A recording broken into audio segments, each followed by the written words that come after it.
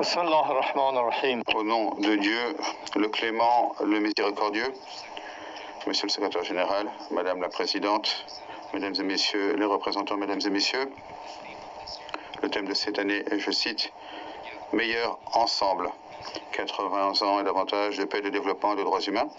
Fin de citation. Cela nous pousse à être solidaires et à partager une vision commune d'un meilleur avenir. Notre conviction religieuse ainsi que l'appel du prophète reposent sur l'égalité des droits de tous les êtres humains. Ce qui fait de l'être humain plus digne, c'est la piété, à savoir la vérité, la sagesse, la pureté et la bienveillance. Le socle de toutes les religions divines et de la conscience humaine, c'est cette maxime d'or. Ne fais pas autrui ce que tu ne voudrais pas que l'on te fît.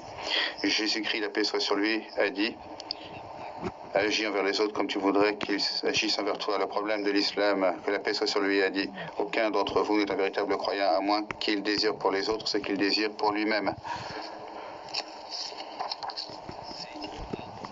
Le sage Hillel, l'Ancien, a exprimé ainsi l'essence de la Torah. Ne fais pas à ton prochain ce qui est mauvais pour toi. Également dans la tradition de l'Orient, l'enseignement fondamental est ce principe lui-même et les écoles d'éthique laïque sont arrivées à la même conclusion. Excellence, est-ce que c'est là l'état de notre monde? Penchons-nous sur les 2 dernières années. Lors de ces 2 années, le monde a connu le génocide à Gaza, la destruction de maisons et de violations répétées de la souveraineté et de l'intégrité territoriale au Liban, a connu les destructions répétées des infrastructures en Syrie, des attaques contre la population du Yémen, la famille forcée d'enfants émaciés dans les bras de leur mère. Il a connu l'assassinat de scientifiques iraniens et également des raids enfreignant la souveraineté des nations, la violation de l'intégrité territoriale des États et le fait qu'on ait visé ouvertement des dirigeants et tout cela avec l'appui du régime le plus armé du monde et sous le prétexte de la défense légitime. Accepteriez-vous de telles choses pour vous-même? Qui perturbe la stabilité de la région et du monde? Qui est la véritable menace contre la paix et la sécurité internationale? Qui enfreint la règle d'or pour la morale de l'humanité? Excellences, Mesdames et Messieurs, vous avez tous constaté qu'en juin, mon pays a été la victime d'une agression sauvage en violation flagrante des principes les plus élémentaires du droit international. L'attaque aérienne du régime sioniste et du régime américain contre des maisons, des infrastructures, les villes iraniennes, alors même que nous avions emprunté la voie des négociations diplomatiques. Ça a été une trahison grave de la diplomatie, une mise à mal des efforts visant à établir la stabilité et la paix. Cet acte flagrant d'agression, outre le fait que plusieurs commandants, citoyens, enfants, femmes, scientifiques, intellectuellement pays soient devenus des martyrs, a porté un grave coup à la confiance internationale et aux perspectives même de la paix dans la région.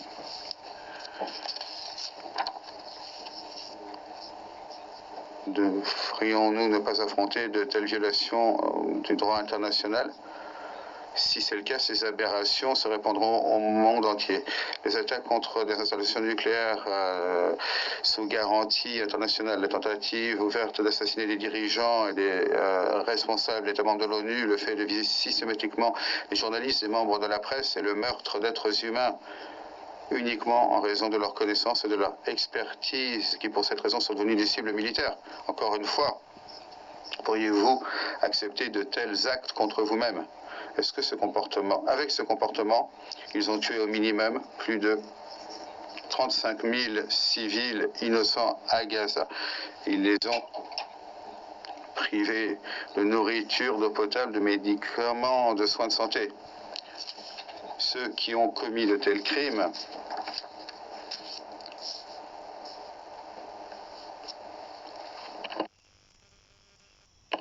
eh bien, ce pays, dans un esprit magnanime, le fait de viser systématiquement les journalistes et membres de la presse, le meurtre d'êtres humains pour la seule raison de leur connaissance et expertise, pour cette seule raison, doit être transformé en cible militaire. Encore une fois, accepteriez-vous de tels actes contre vous-même?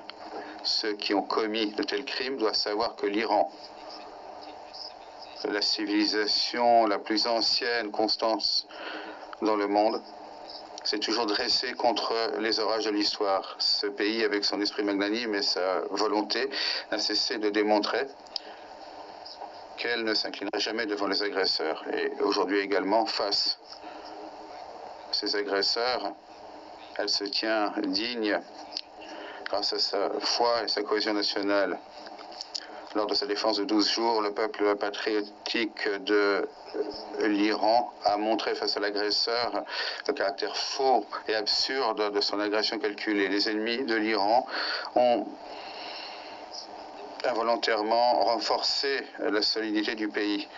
Malgré les sanctions économiques, la guerre psychologique et médiatique et des efforts constants visant à semer la discorde, au moment même que la première balle a été tirée contre notre sol, notre peuple s'est élevé pour appuyer nos courageuses forces armées. Ils continuent à rendre hommage au sang de leurs martyrs. Ici, au nom du peuple iranien, je remercie sincèrement toutes les personnalités, toutes les nations, gouvernements, organisations internationales et régionales qui ont été solidaires de l'Iran pendant cette guerre. Mesdames et messieurs, aujourd'hui, après près de 2 ans de génocide, de famine de masse, la perpétration de l'apartheid dans les territoires occupés et l'agression contre ses voisins, ce plan absurde du Grand Israël est proclamé de manière flagrante par les plus hauts responsables du régime. Ce plan comprend de vastes territoires dans la région. Cela montre les véritables intentions du régime sioniste, les intentions qui récemment ont été approuvées ouvertement par son Premier ministre criminel. Personne dans le monde n'est en sécurité face aux machinations agressives de ce régime. Il est évident que le régime sioniste et ses parrains ne se contentent même plus de la normalisation par des moyens politiques. Au contraire, ils imposent leur présence par la force brute et appellent cela la paix grâce à la force. Mais ce n'est ni la paix ni la force, ce n'est rien d'autre que l'agression reposant sur la coercition et le harcèlement. Mais nous voulons que l'Iran soit puissant aux côtés de voisins puissants, dans une région qui a un futur radieux, où nous nous tiendrons ensemble contre le projet de génocide, de destruction et d'instabilité pour la région. Un avenir dans lequel la sécurité collective est garantie grâce à de véritables mécanismes de coopération défensive et de riposte commune face aux menaces. Un avenir dans lequel la dignité humaine et la diversité culturelle seront chéries comme des valeurs fondatrices. Un avenir dans lequel le développement collectif sera réalisé grâce à des investissements conjoints dans les infrastructures et les sciences modernes.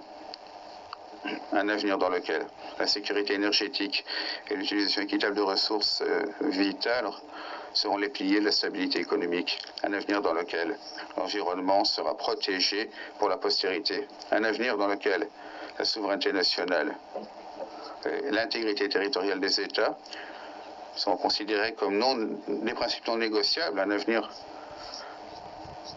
où on ne recherchera non pas la paix imposée par la force, mais qui reposera sur la force découlant de la paix.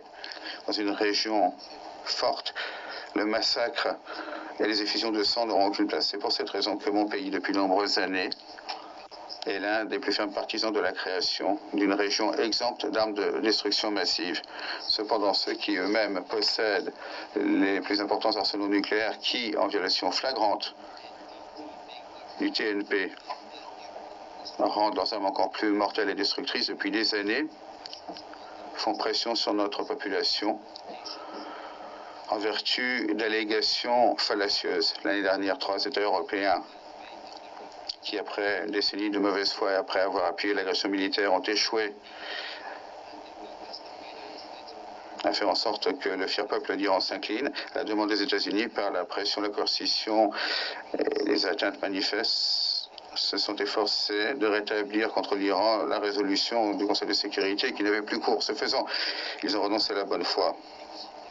Ils ont contourné leurs engagements juridiques. Ils ont essayé de décrire les mesures légitimes de l'Iran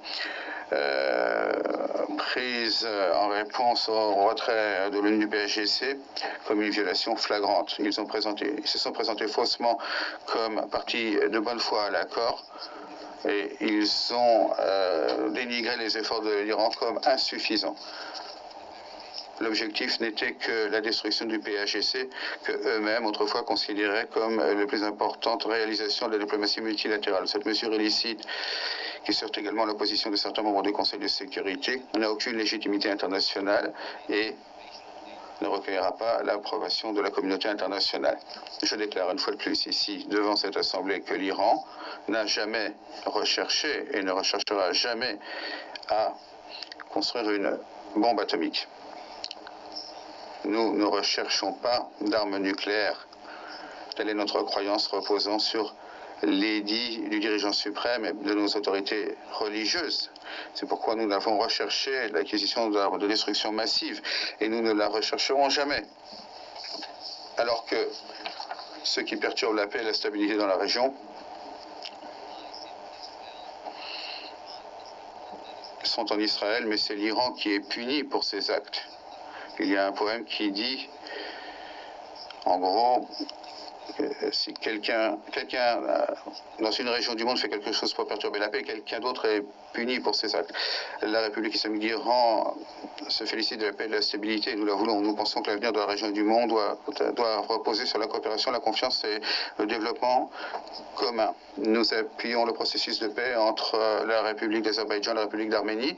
À cet égard, nous espérons que son résultat sera durable et sera la base de relations améliorées entre ces deux États voisins. Nous espérons également que les efforts visant à mettre un terme à la guerre en Ukraine pourront aboutir à un accord juste et durable entre la Russie et l'Ukraine et pourront apaiser les souffrances humaines provoquées par cette crise. Nous nous félicitons du pacte défensif entre les deux pays frères musulmans, le Royaume d'Arabie Saoudite et la République islamique du Pakistan. C'est le début d'un système de sécurité régionale globale avec la coopération des États musulmans de l'Asie occidentale dans le domaine de la défense et de la sécurité. Enfin, nous condamnons l'agression criminelle du régime israélien contre le Qatar, suite auquel plusieurs Palestiniens et Qataris ont été martyrs. Nous sommes solidaires du gouvernement et du peuple du Qatar. Mesdames et messieurs, la véritable sécurité n'est pas réalisée par la force, mais par la confiance, le respect mutuel, la convergence régionale et le multilatéralisme reposant sur le droit international. Sur ces bases, j'appelle tous à s'écouter les uns les autres plutôt que de crier pour réexaminer les prémices intellectuelles de la polarisation de la violence intellectuelle qui aujourd'hui mettent à mal non seulement la communauté internationale, mais font que les sociétés sont victimes de tensions internes. Les principes que même si nous n'approuvons pas quelque chose, nous ne devons pas l'imposer à d'autres, au lieu d'imposer des interprétations biaisées. Pour établir la crédibilité du droit international, les institutions et mécanismes internationaux et s'engager à créer un système régional de sécurité et de coopération.